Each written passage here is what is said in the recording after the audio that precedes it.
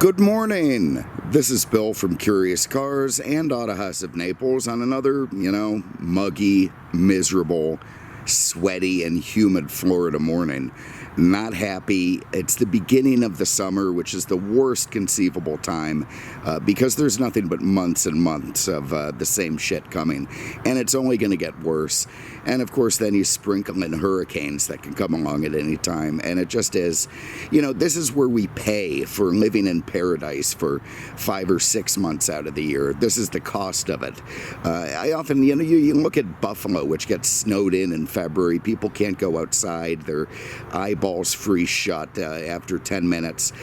Florida, this is the version of that down here in July, even now in May and June, when it's just miserable to walk outside because the tropical sun bakes you to a crisp, and if that doesn't get you, the humidity will, and of course the mosquitoes follow soon afterwards. So if you're up north and you're still cold, there's some little front comes through, enjoy it for me, please. I'm begging you.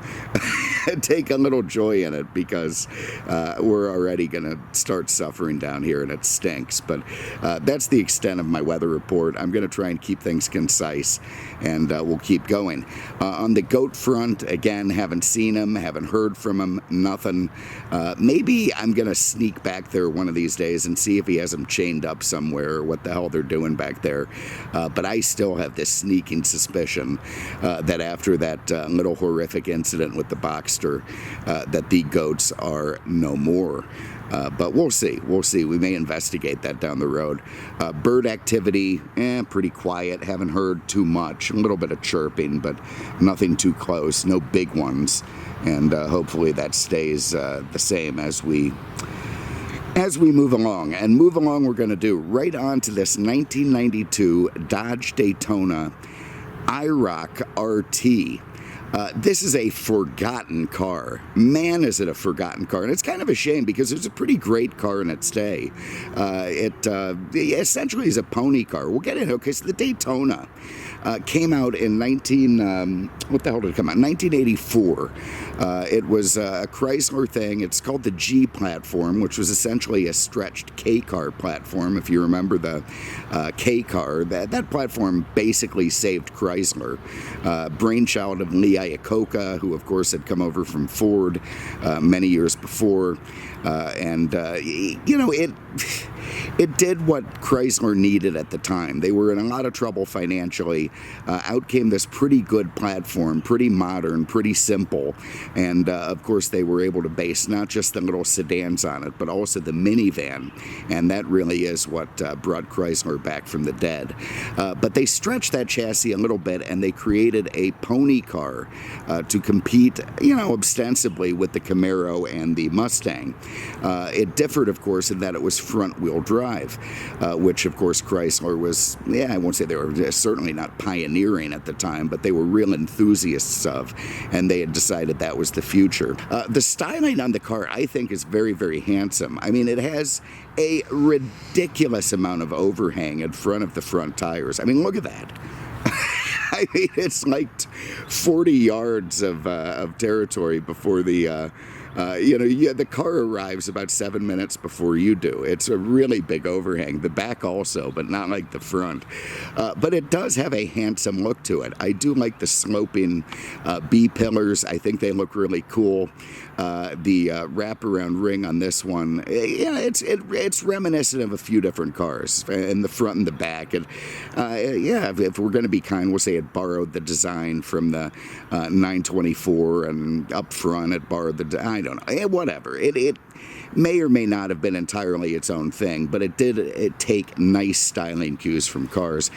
This 92 IROC RT, is probably the ultimate incarnation of the Dodge Daytona, which is not a small statement because Shelby, of course, he had a long-standing relationship with Iacocca, and he got him to come to Chrysler and do some tweaking on some stuff.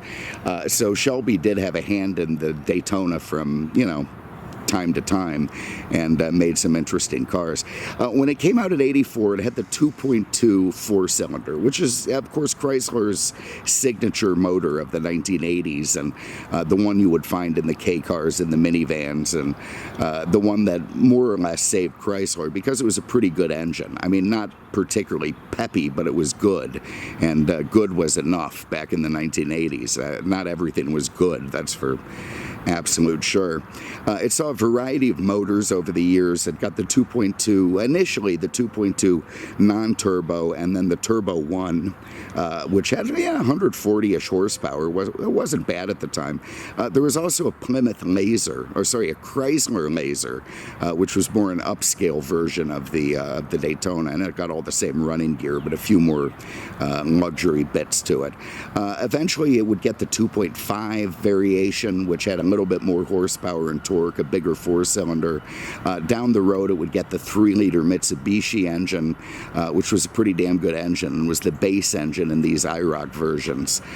There was a Turbo 4 version, which was, it used a variable nozzle turbo, which was neat technology at the time, but absolute shit, and turned out to not be very reliable. Also, interestingly, it came out before the Turbo 3, which is in this car, and was a very rare engine, but we'll get into all of that. There were two refreshes of the Daytona. Once in '87, when it got pop-up headlights, it became a little bit better looking than the original. And then again in 1992, when they moved production from St. Louis to Sterling Heights, Michigan, it also got a second then a refresh on the body panels and some other stuff to make them look pretty good. But anyway, there it is. So here is this RT Daytona, which I do think is quite a handsome car. And it's been fun to drive it around because people have completely forgotten about it.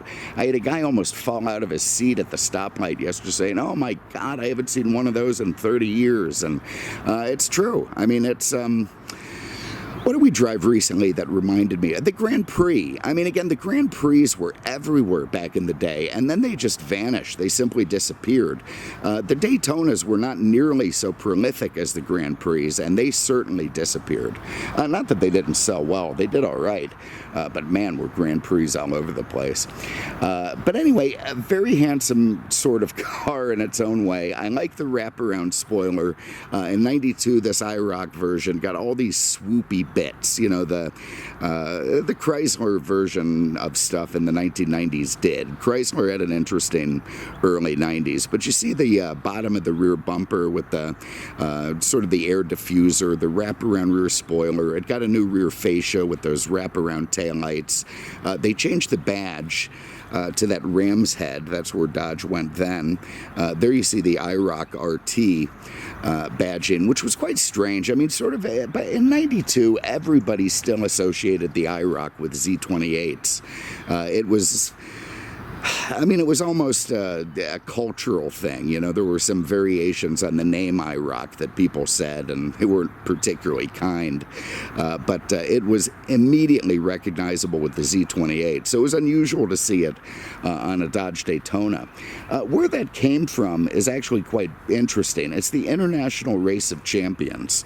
And international is kind of an odd way to put it because more or less it was a North American thing, and it focused in on guys doing mostly circle track, also Indy and maybe even outlaw cars and some road racing guys. But it was more of a Masters tournament, an all-star game where they took the best drivers from several different series. They put them in identical cars and raced them to see who was the best. And it went on for many years. It went on from '74 all the way through 2006. And over the course of time, the manufacturers that supplied the cars changed. The first one, 1974, was Porsche Carrera RSRs, a very fascinating car. It was won by Donahue, a pretty, serious car for the time. That quickly left, and then from 75 through 89 was the Chevy Camaro, thus the IROC badging on later Z28s. From 90 to 93, Dodge took it over and it became the Daytona, thus the IROC name on this car. And in 94-5, you got the Dodge Avenger, which replaced this car. That became the IROC car. And then from 96 onward, it was all the Pontiac Trans Am until the IROC race eventually went away in 2006. So, yeah, anyway, there it is. That's where the IROC came from. RT, I presume that stands for Road and Track. I can't imagine what else it would be. It made for a very sporty car. I do like the directional wheels on this car. I think that's a really nifty feature, and frankly, one that not only was advanced for the time, but even today, there's lots of car companies that have wheel designs that are, should be directional but aren't. You go to the other side of the car and they're flipped around. These are called the Ninja wheels, I presume because they look like throwing stars, and you can see that it looks like the blade side is forward, almost the way it would be on a circular saw. And if we go around over to this side, same thing, blade side going forward. So that means that the two wheels on the left are made for the left, and the two on the right are made for the right. And of course, that also coincided with their use of directional tires at the time. When the refresh happened in 93, they did away with pretty cool pop-up headlights. I think that's a little bit of a shame, and replaced them with these composite things that were a little bit more European and maybe in vogue at the style. But I will never, ever be happy to see pop-up headlights go away. They had come out in 87. They had replaced the four square headlamps up front, and I think that might have been the best looking incarnation. But this one definitely was the best mechanically. I said that Shelby had got involved, and initially he was hired to sort of do cosmetic things to the Daytona and some other Dodge products. But he ended up tweaking that 2.2 liter engine, and Dodge later on based the Turbo 2 on the tweaks that Shelby had done. So the guy just couldn't help himself.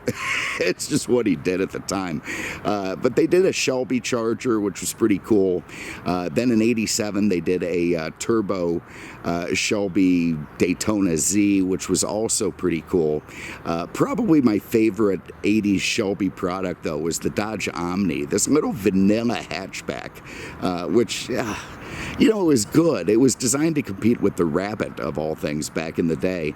But Shelby gets one. He beefs up the 2.2 to a pretty good margin and calls it the GLH, which stood for Goes Like Hell, by the way, in traditional Shelby vernacular. A year later, he turbocharges it, gets a lot more horsepower, and that's called the GLH-S. And the S stood for some more, so Goes Like Hell, some more. You really do have to like the way Shelby did business.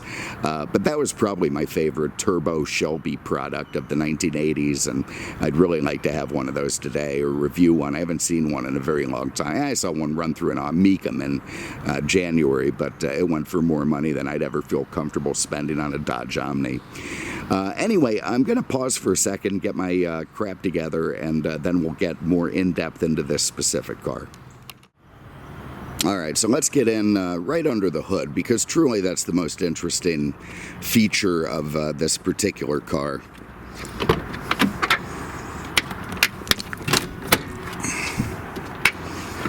So you got to put some white lithium grease on these things. I got to add that to Dalton's repertoire. I'll put it on his list, and then that can be another thing that he doesn't bother doing. Oh, for the love of God. Hood releases have really become my new issue. I'm just not that good at them anymore. Okay, so here it is. This is rare. You'd never believe it, but it really is quite rare. Only in 1992, only 241 of these cars were equipped with this turbocharged double overhead cam 2.2 liter four-cylinder that was tweaked by Lotus. Dodge had lost Shelby, I think in 1990. That was the end of the Shelby association with Chrysler. So when it came time to make this IROC, they went to Lotus, who had just come off making the ZR1 for the Chevrolet. They combined with, Mercury Marine for the rest of it, and then Lotus to do the to do the engine. So Chrysler also hired Lotus, and they came up with this head for this car that was completely unique. So it was double overhead cam, 16 valve. It used 11 PSIs out of a Garrett turbocharger with an intercooler as well. So very, very quick, very peppy. Moly pistons, scallop top aluminum pistons, forged crank and rods, which had sort of been engineered by Shelby for the Turbo 2 motor, and it put out 224 horsepower, which doesn't sound like much today. You don't, okay, that seems pretty normal. It was really insane at the time. I mean, the TPI 5.7 liter 92 Z28 put out 245 with 5.7 cubic inches. The Mustang GT with 5 liters, 4.9, it put out 225 horse, just one more than this car. Torque figure is down a little bit from the V8s, but still approaching 220 pound-feet of torque in this car. More than 1.6 horsepower per cubic inch, which is a remarkable figure for an engine of this size. It also used direct ignition. You can see there's no distributor in there. Very common today, but pretty damn rare at the time. But because you're dealing with Lotus, this little British car company making stuff, they had supply issues. They couldn't quite get enough heads together, and that's double entendre. But they were going to make 1,000 at least of these RT versions, and they ended up with 341. So, or was it 241? Either way, it's not many. And that was because Lotus just couldn't give them enough heads. This motor had come out earlier in the Spirit RT. You want to talk about a really forgotten car. But that was a neat little Econobox two-door with this insane motor in it, and I'd sure love to find one of those running around today. But anyway, a very, very interesting piece, and it worked. This thing was actually faster in the quarter mile than the 92 Z28 in 5.7 form. Even with more horsepower, this car took it out in the quarter mile. The Mustang got it by a couple of tenths, but it was still very competitive, which means that when you were dealing with the Daytona RT or the Mustang GT or the Chevy Camaro Z28, it was really down to the driver. Who could launch the best, who could get the most traction, who could put the most power down to the ground, and this car could beat either one of them when driven by somebody who knew how to drive it. Torque steer, yeah, it's gonna be there. That's the nature of a front-wheel drive car. They did use some suspension tweaks to minimize it a little bit, but I would say that's probably why this car is more forgotten, in fact, than the Mustang or the Z28, because everyone loves a rear-drive donut machine, and Chrysler was going with these front-drive things, which just aren't as beloved. Secondary to that, let's say you want to up your horsepower, you want to put some aftermarket stuff on there. With the Mustang or the Camaro, it's so easy. You got this big V8 rear-drive thing, you just slap on a turbo or supercharger, or put a cam in it, or do any other number of things to make it quicker. This thing is already so trick and tweaked out from the factory. There just wasn't that much you could do to it to make it peppier than it is. So it was pretty much at its full potential the day that it rolled off the factory, and that's why at the time it just didn't have the same draw for the muscle car guys that the traditionally rear drive Camaro and Mustang did. But today in the collector world, I think it makes a lot more sense, because you're not going to be out there beating the shit out of your Daytona RT on the street. It's just a neat little thing to have in a garage somewhere with maybe your Dodge collection, and in that sense it's irrelevant what you could do with the motor. In fact, it's very, very cool to have one that was sort of built by Lotus and tweaked by everybody. Shelby, a lot of people had a hand in this engine coming together over the years, and it makes for a very cool historical footnote. And I think these cars have very much been underperforming. I mean, you want to talk about a very rare. I mean, 204. I did that Morgan yesterday. They made 60 of those in 2 years. This is a Chrysler product, and it's not far off from that. I mean, you're just not going to see too many of these things running around. If it did not have the RT option, chances are it would have had the 3-liter Mitsubishi motor, which was good at the time, but boring as hell today. So I think it's awesome to see this thing in there. Love all the red crinkle finish on it, and I just think it looks great, and I'm very happy to have this piece. And the ram's head, that's gone. That's all associated with trucks now. I do like the Daytona script in the front bumper. I like the 4-square air intake beneath the front, well, in the middle of the front bumper, the little valance panel on the bottom, the fog lamps. I think this worked. I also like the vents at the bottom of the rockers. I think they're cool. And that wheel setup, I think it's just the neatest. And these were RT specific, so not too many of those wheels running around anymore. And all in all, pretty neat piece. The wraparound spoiler, I love it. Let's have a look in the trunk.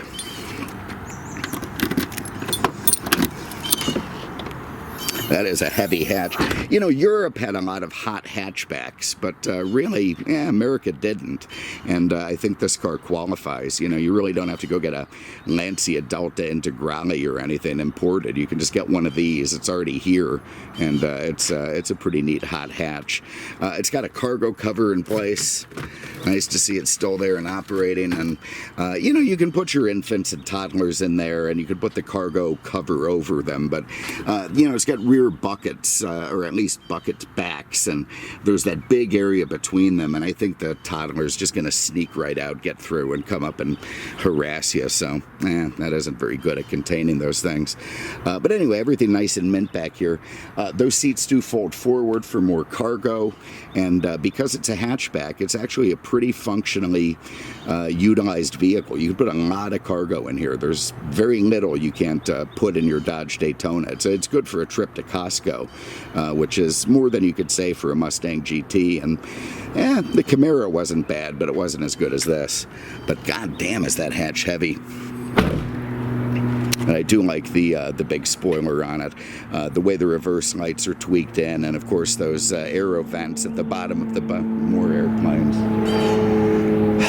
I tell you, somebody said yesterday that I don't complain about airplanes overhead much. Well, really and honestly, that's because the Air Auto House is directly across from the runway, so it's incessant. It's incessant. And because Naples is prosperous, it's a never-ending parade of Gulfstreams and Global Expresses and all kinds of fancy business jets. Like, you know, $1 billion worth of planes flies in and out of there every day. And it sounds like Saturn V rockets taking off every 10 minutes.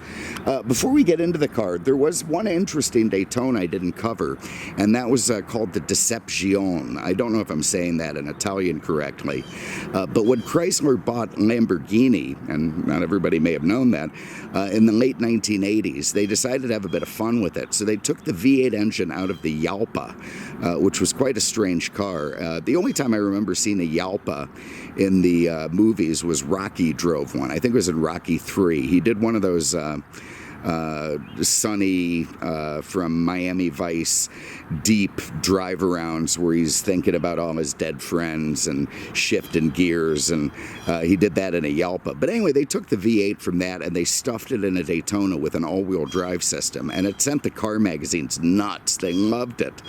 They went crazy, but that development program was scrapped because they could only manage 1.5 inches of ground clearance under the oil pan. The Jalpa motor was just too tall to go inside of this car, but a neat little footnote in Daytona history. Let's get into the car. I hear birds getting closer, so probably a good time. All right, very simplistic sort of interior in this car. You know, you got a couple of bucket seats, manually adjustable. You've got very simple door panels, straight out of a 90s Chrysler, which it is, with window cranks. I think the guy who ordered this one, you know, wanted it to be as light as possible, maybe. I can't imagine what his reasoning was, but it could be that. Doesn't look like he spent a lot of time beating it on the track or the street, though, so it really couldn't be for racing, so maybe he was just cheap. But anyway, you can see you got a big speaker in the door, you got carpet down there. I don't know how these hold up, because honestly, I haven't seen a Daytona in so many years. It's not like we have rag bags around to test it against, but you know, for this one, which is pretty low miles at 47,000, it does seem to have held up pretty well for the amount of miles, and seems to be tightened together. It did share the instruments and the dash and some other features with the LeBaron at the time, the Chrysler. When they moved to this funky dash in I don't know, I think it was maybe 1990 this dash came out. And reminds me a little of the Ford Probe too. And to some extent reminds me of the early 80s Berlinetta with that Starship package. But anyway, it did share this with the LeBaron. There you see the rear seats, those kind of cool little buckets, everything in real nice shape back there. I mean, whoever owned this thing was a nut job for keeping it clean. And you could fit a couple of Canadians. They're going to be chipper. Yeah, enough. That's pretty good legroom, really. And the seats, they look soft and supple. So, you know, look, for the traditional Canadian going to dinner in Naples, you know, as part of his vacation, this is like being in the back of a Maybach. I mean, it is a nice size, and maybe you have to duck your head a little bit to get in, but they're going to be real happy back there, all things considered. I get my keys and we'll hop in. No reason to leave the door open as we start it up. It's not particularly raspy or peppy, and I've never loved the sound of 4 cylinders anyway, but let's give it a crank.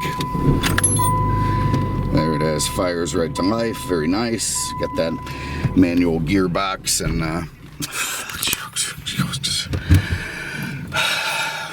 sure looked like neutral. All right.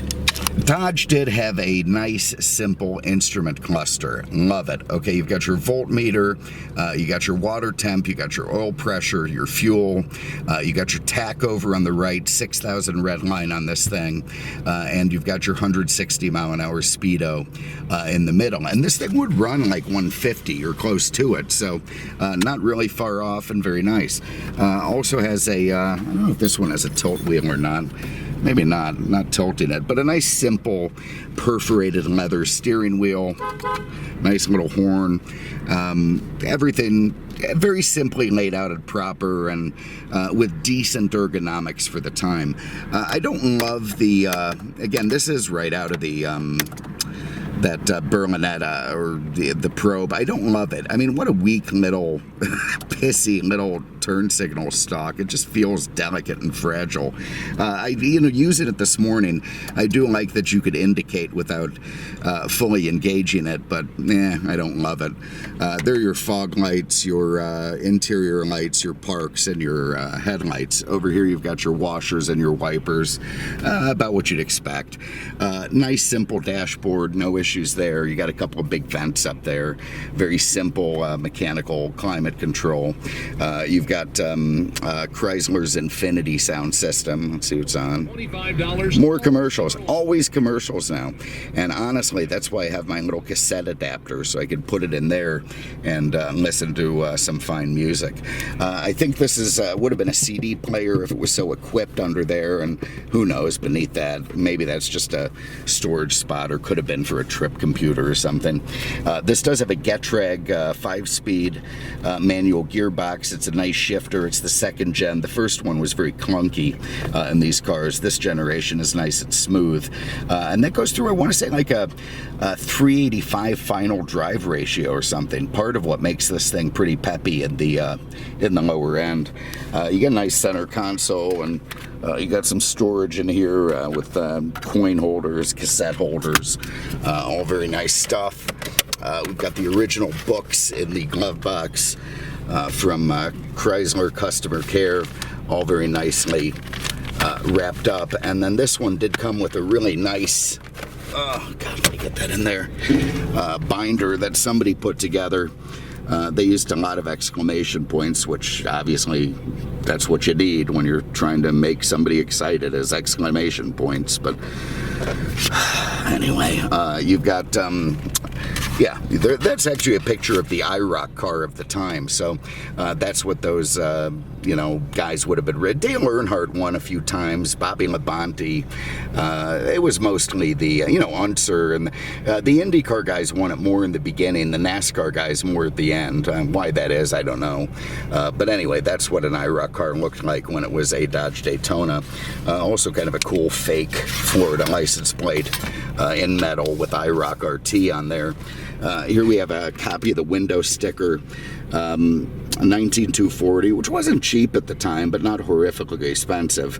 But because only 341 of these things, and again, maybe it's 241, I'm sure it says at the beginning.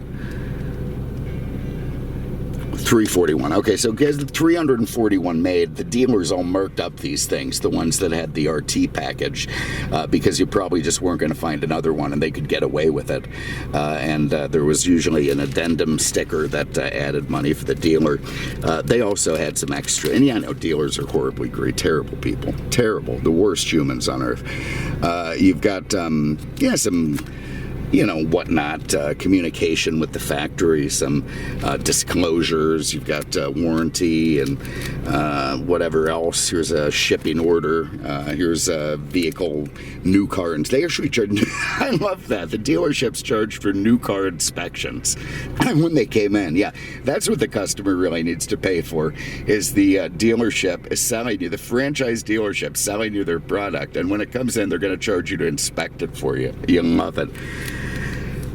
Anyway, and there's an addendum sticker and whatever else. So kind of neat to have some documentation with the car, and whoever owned it got it all. Like, even you get a minivan that was all tricked out back then, and the Stealth. And this thing did run concurrent for a few years with the Conquest, also the Mitsubishi Starion, you know, a variety of names it was sold under, Plymouth something else too. And I want to get my hands on one of those. Those are pretty cool cars. But, let's just go for a spin.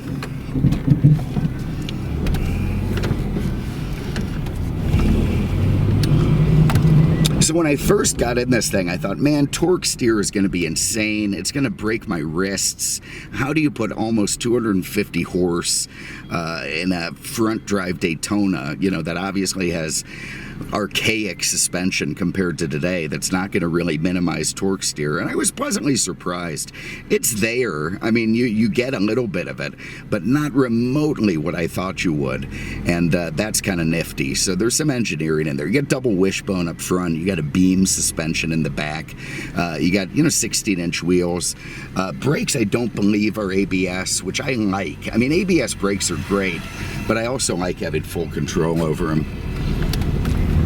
And we got some clouds out, so we don't have to worry about Dalton's. Well, look at that. Even in the clouds, look at Dalton's shitty windshield. That's probably just missed most of it. All right, well, I'm going to pause, and we'll pick it up at the end of the street. So the Daytona, by the way, was named not for the racetrack, but for the original Charger Daytona back in the 70s, which, if you remember, is like the Superbird with that big wing at the back and that crazy looking swoopy end. Interestingly about those cars is dealers couldn't get rid of them. They were made for NASCAR homologation, or whatever the hell you call it, so that they could run that design at NASCAR, which was aerodynamic and ended up just dominating enough so they made it illegal. But this car was named for that one, and of course that one was named for Daytona, the racetrack in Florida where, you know, NASCAR kind of got its start. So yeah, an interesting lineage. God, to have a Daytona now. They couldn't give them away back then. Now they're more valuable than a Renoir, Fabergé eggs. All right, there's a little of the torque steer. See that turbo boost gauge? Very, very cool.